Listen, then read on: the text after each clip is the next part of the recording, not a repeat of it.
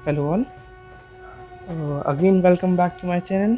ये एक वीडियो संगम एक्सप्रेस की है जिस पर मैंने इसकी डिपार्चर की वीडियो बनाई है मेरे सिटी से। और इस वीडियो में आपको इसकी हिस्ट्री प्लस इसकी डिटेल्स प्लस मैं खुद का जर्नी एक्सपीरियंस मैंने इसमें शेयर किया है। ये वीडियो हमारे सब्सक्राइबर के द्वारा रिक्वेस्ट की गई थी, तो इसी वजह से बनाई जा रही है। तो वीडियो को स्टार्ट करते हैं।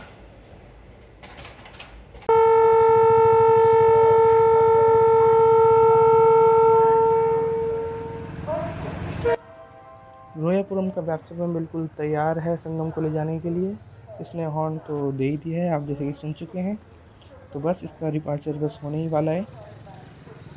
बात करते हैं इसके ब्रीफ हिस्ट्री की। तो ये ट्रेन स्टार्ट हुई थी 1 मई 1975 को, और तब तक तो वहाँ का इलेक्ट्रिफिकेशन हो चुका था इलाहाबाद का।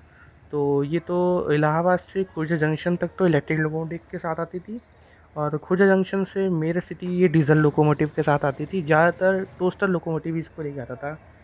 और इसके साथ एक लिंक एक्सप्रेस भी चलती थी जो इलाहाबाद से तो इसके साथ जुड़ के आती थी अलीगढ़ तक, और अलीगढ़ से वो देहरादून चली जाती थी, देहरादून लिंक बनकर। तो उसका इनाग्रल हुआ था 1 मई 1989 को।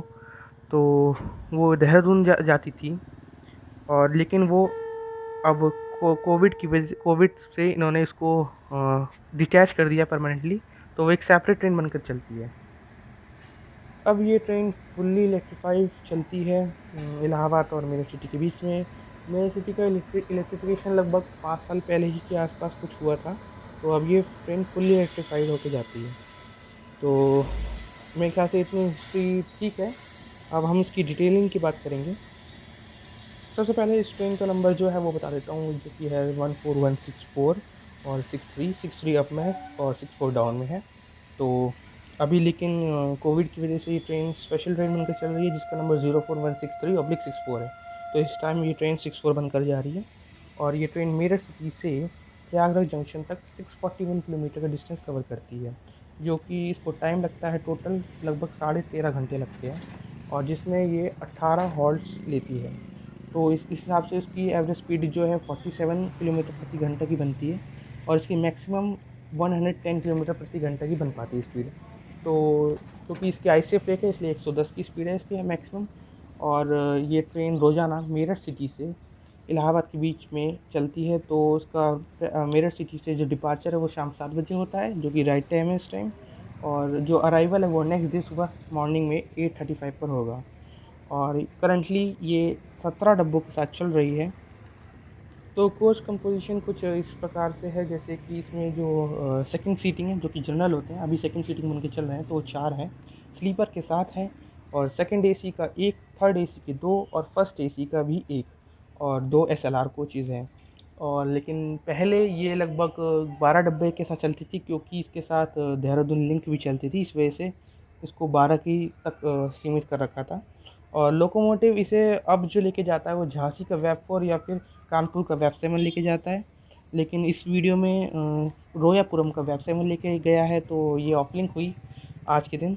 तो स्लीपर में जो इसका जो किराया है वो लगभग 360 रुपये लगता है, और थर्ड AC में 970 रुपये, और सेकेंड AC में लगभग 1380 रुपये, और फर्स्ट AC में लगभग 2300 रुपये, और जनरल का लगभग 200 रुपये के आसपास इसका किराया लगता है। बात करते हैं इसके टाइम टेबल की। तो ये मेरठ से शाम 7 बजे चलती है प्लेटफॉर्म नंबर 2 से। यूजुअली प्लेटफॉर्म नंबर 2 से ही चलती है, लेकिन कभी नहीं, बहुत रेयर ही चेंज होता है। तो हापुड़ शाम को लगभग 7:50 पे निकलती है हापुड़ से। बहराल लगभग 8:24 पे। बुलंदशहर रात 8:45 पे। खुर्जा सिटी रात 9 बजे। खुर्जा जंक्शन रात 9:35 पे निकलती है। अलीगढ़ जंक्शन रात के 10:07। हाथरस जंक्शन रात 10:32। और टूंडला लगभग 11:50 पर। फिरोज़ाबाद 12:10 पर। सिकवाबाद लगभग 12:40 पर। और इटावा लगभग 1:30 बजे रात के। और फफूंद 2:20। कानपुर सेंट्रल 4:20। फ़तेहपुर 5:25। खागा 6 बजे। सिराथू लगभग 6:30 बजे। और भरवारी लगभग 6:45 बजे। और सूबेदारगंज सुबह के 7:30 बजे। और प्रयागराज जो कि फाइनल है वो सुबह के 8:30 बजे। जब ये ट्रेन अप यानी कि इलाहाबाद से मेरठ सिटी पर आती है, तो स्टॉपेजेस लगभग सेम ही है, एक दो स्टॉपेज ही घटे बढ़े हैं, जैसे कि रूरा रुकती है मतलब जब इलाहाबाद से आती है, जसवंत नगर रुकती है और बराल नहीं रुकती है। ऐसे कुछ थोड़े बहुत और स्टॉपेज हैं। पूरी जो लिस्ट है उसको आप डिस्क्रिप्शन बॉक्स में देख सकते हैं। बात करते हैं पर्सनल एक्सपीरियंस का, जो कि मैंने इसमें मतलब जब ट्रैवल किया है तो उसके हिसाब से बताता हूँ।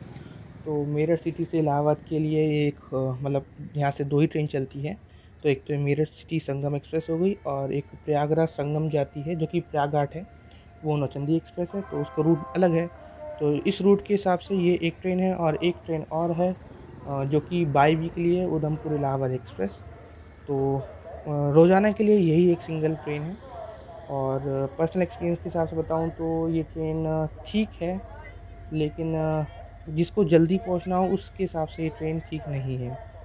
तो इस ट्रेन के बहुत सारे ओवरटेक्स होते हैं रास्ते में, लेकिन जो कोई अगर रेल फैन इस ट्रेन से सफ़र करेगा तो उसके लिए बहुत अच्छी ट्रेन है ये।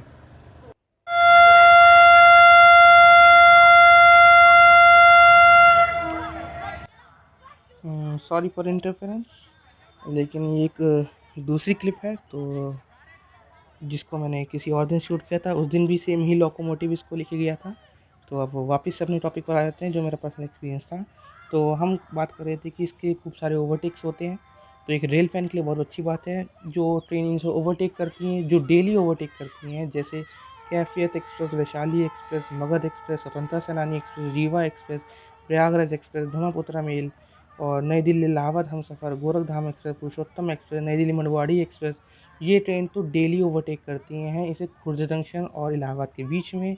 और कुछ जैसे जो एक्सेप्शनल है, जो ट्रेन्स वीकली या फिर बाई वीकली, ट्राई वीकली चलती हैं, जैसे कि देहरादून इलाहाबाद लिंक इसे ओवरटेक करती है, आनंद विहार कानपुर एक्सप्रेस इसे ओवरटेक करती है, वेस्ट बंगाल संपर्क क्रांति ओवरटेक करती हैं, और भी ट्रेन से जो कि इसे ओवरटेक करती है। तो रेल फैन इसे शॉर्ट जो है इसको कैप्चर कर सकता है। तो ये काफ़ी अच्छी चीज़ है, लेकिन जिसको जल्दी पहुंचना है उसके लिए बिल्कुल अच्छी चीज़ नहीं है। उसको सबसे पहले या तो गाज़ियाबाद या फिर नई दिल्ली जाना पड़ेगा मेरठ से, देन उसको कोई दूसरी ट्रेन जैसे जो ओवरटेक करती हैं उसको पकड़ के इलाहाबाद पहुंचना होगा।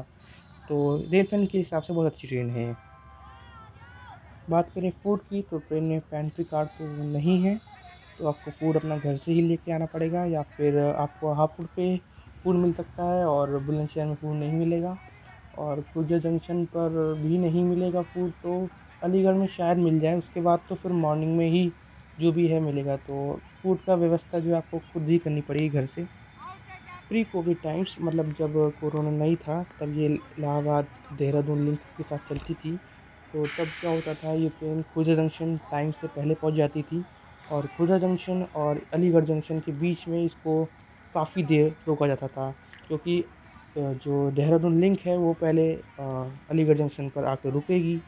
रुकने के बाद वो रिवर्सल लेगी, उसका लोकोमोटिव जो उसको पीछे खींच के लाएगा, तब संगम एक्सप्रेस को सिग्नल मिलेगा, और तब जाके अलीगढ़ पे जाके खड़ी होगी संगम एक्सप्रेस। देन जो लिंक एक्सप्रेस है फिर वो उल्टा रिवर्सल आके और संगम एक्सप्रेस पीछे जाके जुड़ जाएगी।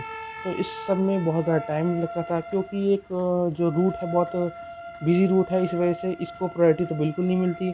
ऊपर से लिंक एक्सप्रेस जुड़ने की वजह से इस ट्रेन का डिले बहुत होता था। तो पिछले लगभग 4-5 साल से इस ट्रेन का जो एवरेज डिले है वो 7 से 8 घंटे का एवरेज डिले हो रहा था इस वजह से। और बिफ़ोर 4 से 5 साल पहले ये ट्रेन बिल्कुल ऑन टाइम रहा करती थी। तो कोविड की वजह से जो है, कोविड तो है ही एक वजह, और इसके डिले की वजह से इसकी जो लिंक एक्सप्रेस है उसको भी परमानेंटली डिटैच कर दिया गया है। और अब न्यूज़ में एक खबर आ रही है कि इस ट्रेन को जो एक्सटेंशन है वो या तो सहारनपुर या फिर अम्बाला तक हो सकता है, लेकिन उसकी कंफर्मेशन डेट अभी कोई नहीं है। जैसा कि मैंने बताया कि इसको लगभग 2 से 3 घंटे खुर्जा जंक्शन और अलीगढ़ जंक्शन के बीच में रोका जाता था, अलीगढ़ लिंक की वजह से। तो इस वजह से इसका डिले बहुत होता था, लेकिन अब प्रेजेंट टाइम में इसका डिले नहीं होता है, क्योंकि इसको नहीं रोका जाता है, क्योंकि डिटैच हो चुकी परमानेंटली। तो लेकिन बीच में डिले होती है, लेकिन इलाहाबाद जाते जाते ये कवर कर लेती है, क्योंकि स्लैक टाइम भी बहुत ज़्यादा दे रखा है। तो उम्मीद करते हैं आपको वीडियो काफ़ी पसंद आई होगी। तो लाइक करें, शेयर करें, कमेंट करें, और बने रहें इस चैनल के साथ। Thank you.